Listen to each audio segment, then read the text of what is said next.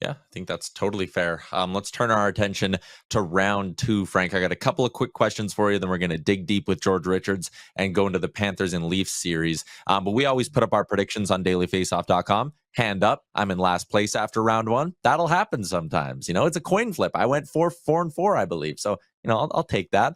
But Frank, your series predictions for round two, maybe who do you have? And I want to ask you, who are you most confident in? Like, which one of the predictions are you willing to go? Maybe not cool or full Frank Saravalli Stone Cold Mortal Lock, but which one do you think you got the most belief in? I think it's probably Florida over Toronto. I think there's a big disparity in physicality. I think there's a big disparity in experience and confidence. And I'm excited to talk to George Richards about that in a minute. The next pick that I would be most confident in would be Dallas over Winnipeg. And this is the first time in the salary cap era, by the way, that we've had three Canadian teams make it to round two in the same year.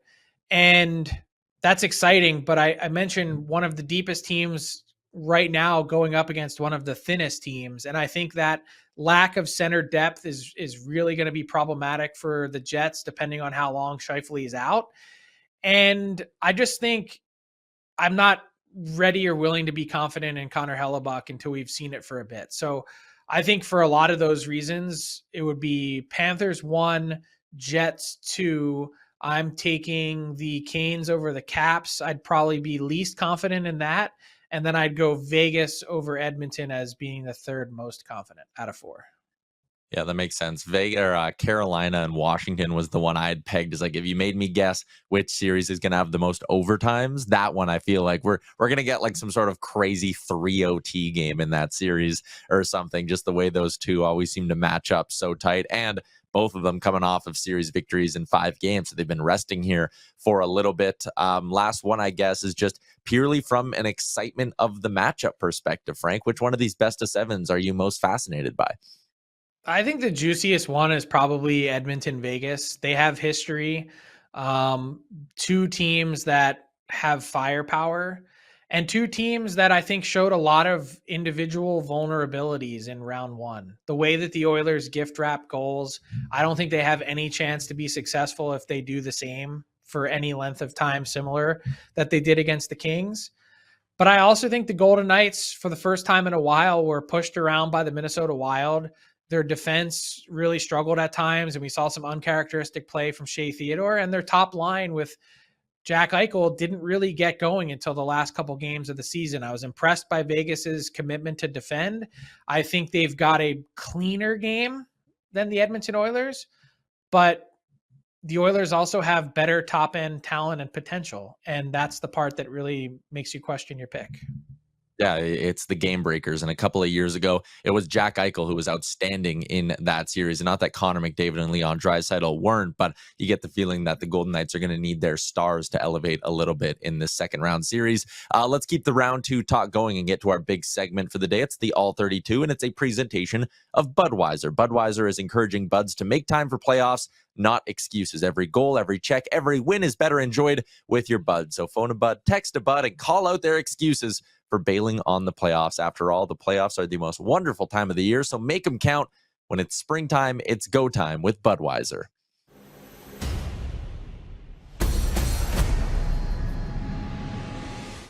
George Richards from Florida Hockey Now covers the Florida Panthers, and round two, game one goes tonight between the Cats and Leafs, George. And I guess I want to start with this Florida team that rolled through the Tampa Bay Lightning. It was a much quicker series than I think a lot of people expected. And one thing that comes with that is when you eliminate a team that fast, maybe your flaws don't necessarily quite get exposed. So with this Florida team, are they now healthy and ready to just look like a perfect defending Stanley Cup champion? Or is there a way Toronto can expose something with them, and what could that something be?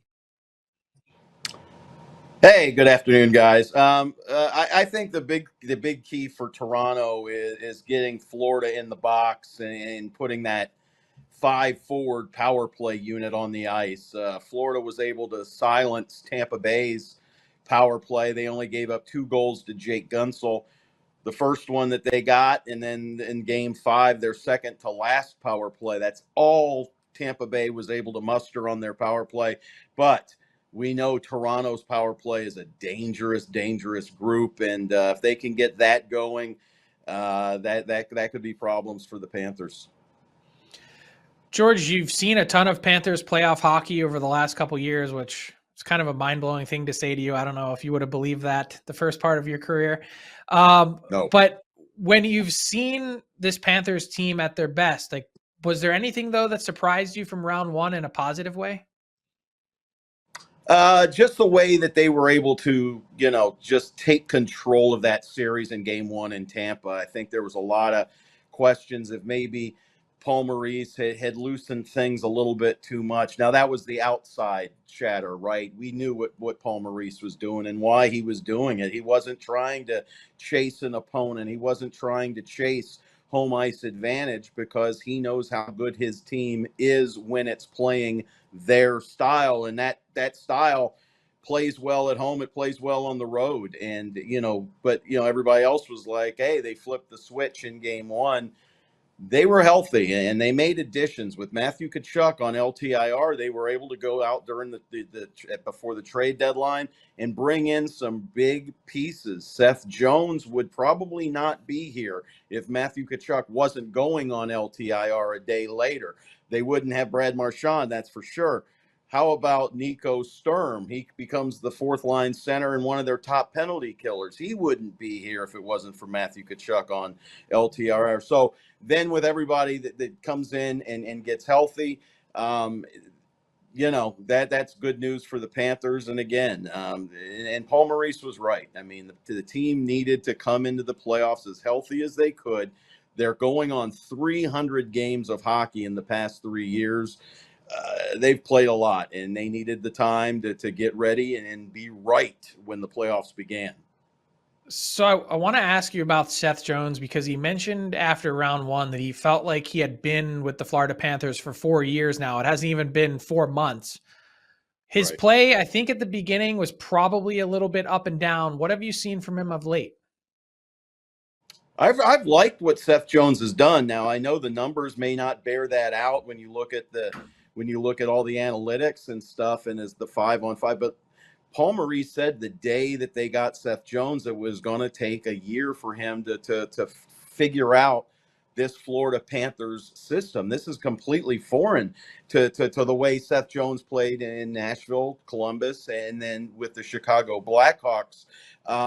And they were going to ease him in, right? They were going to ease him in, and then two games into it, Aaron Ekblad gets suspended for 20 games, and all of a sudden, Seth Jones is put up on the first defensive pairing. He's got to play 25, 26, 27 minutes a game. And it might have been a blessing in disguise, because now it was basically a baptism by fire. He had to come in and figure it out, and he did. I thought he was terrific in the Tampa Bay series. But listen, I was a gigantic fan of that move the minute it happened. I think Seth Jones is perfect for the Florida Panthers. He's a terrific defenseman. He's got a great offensive side to his game, but he can play the defensive side as well. I think he's been really good. I want to talk a little bit about the third line of the Florida Panthers. Know you've written about them and Eetu Luostarinen recently. In a series where there's going to be so much attention paid to the Matthews and the Barkovs and the Tkachuks, could that third line with Brad Marchand, Lundell, and Luostarinen maybe be a bit of an X factor for the Panthers?